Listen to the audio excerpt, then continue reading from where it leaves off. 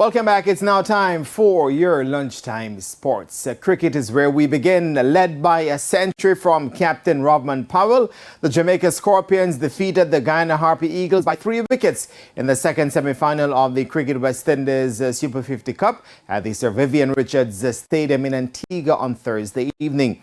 Electing to bat, the Guyana Harpy Eagles first posted 318 for 9. Shimron Hetmeyer led the way with 86, including 8 fours and 3 sixes. He also shared a 106-run fifth wicket partnership with Sherfane Rutherford, who also made 56. Kevin Sinclair also contributed 41 not out and Leon Johnson 30. Dean Smith picked up a career-best 5 for 65 for the Scorpions, while Nicholson Gordon took 2 for 55.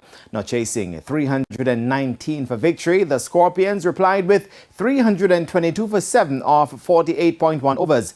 Powell slammed 105 of 97 balls, including 7 fours and 3 sixes.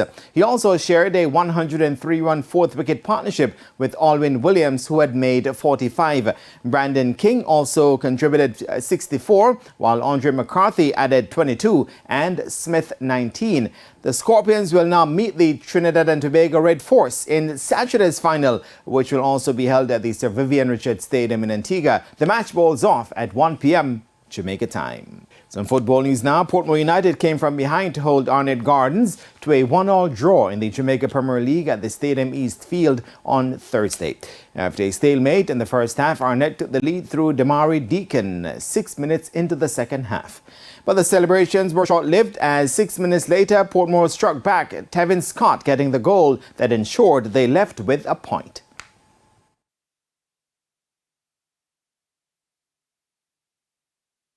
Every game that we enter to win, and 3 points is the ultimate aim.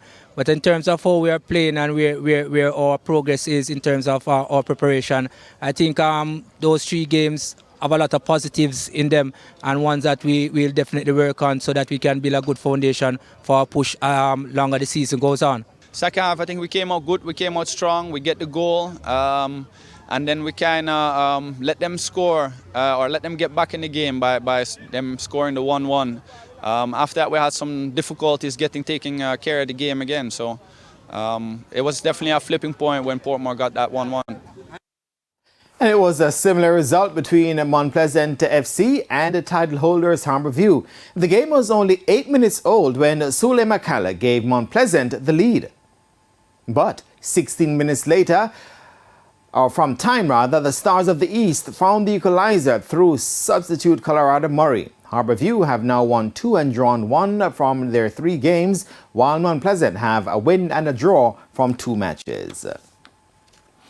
Calabar, Excelsior and Manchester High Schools along with Knox College will join York Castle, Herbert Morrison, Holland, St. James High and Cornwall College for the inaugural 3-on-3 basketball tournament in Montego Bay this weekend.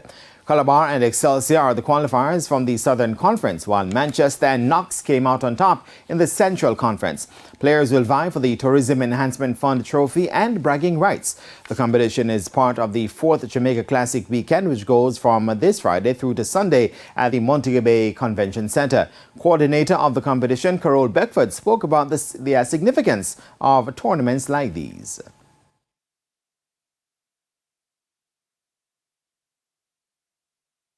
Schools that ISA have, I think it's 21 schools island-wide in the under 19 and 16 in the under 16 for this year, since we have coming back out of COVID, have all played in the competition or will play.